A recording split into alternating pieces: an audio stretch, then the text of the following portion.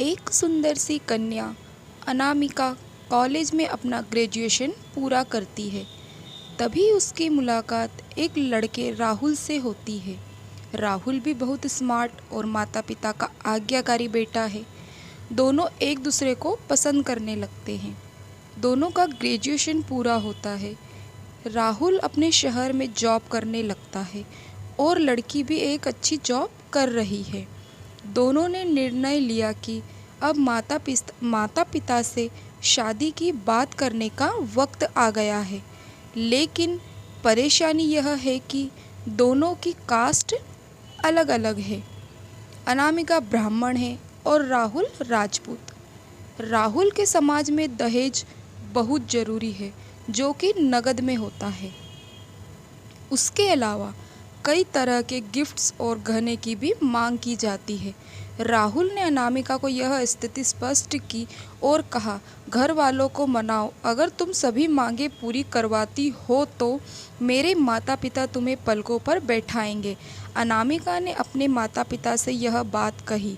अनामिका के माता पिता को यह बात पसंद नहीं थी, पर अनामिका की जिद थी कि अगर मुझे दहेज दोगे तो मेरी इज्जत बढ़ेगी। अनामिका के माता पिता सक्षम भी थे, बिना मांगे भी अनामिका को बहुत कुछ दे सकते थे, पर उन्हें इस तरह दहेज की मांग करने वाले लोग पसंद नहीं आ रहे थे।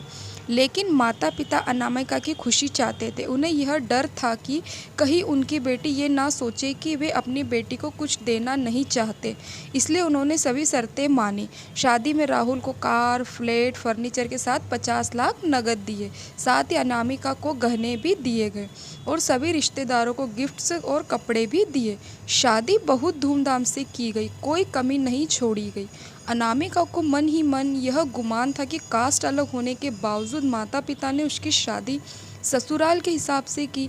अनामिका को विश्वास था कि उसे बेटी बनाकर रखा जाएगा, उसे वही प्यार दिया जाएगा जो उसके माता पिता ने दिया, क्योंकि अपने ससुराल का मान रखा। अनामिका ने अपने घर से ससुराल विदा ली। ब्राह्मण कन्या राजपूत घर की बहू बनी।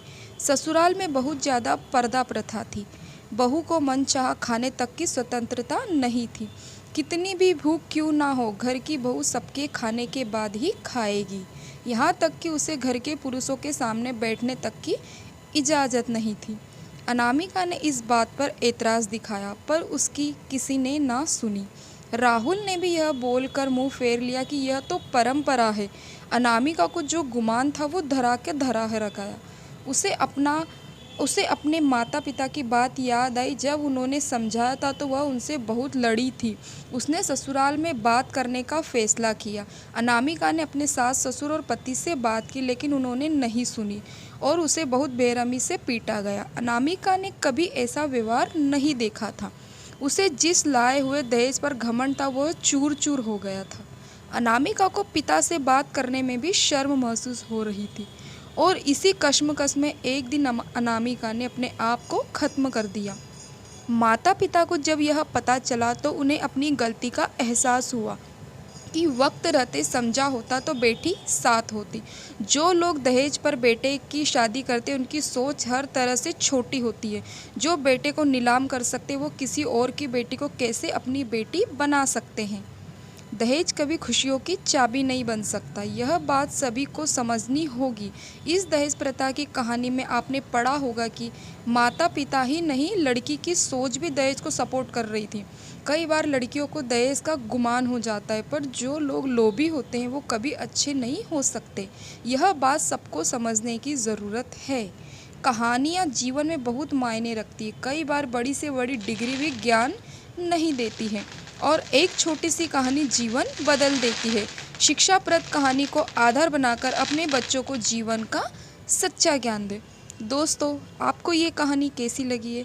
अगर ये कहानी आपको पसंद आती है तो जो भी आपके क्वेश्चन है वो आप कमेंट बॉक्स में पूछ सकते हैं। Thank you.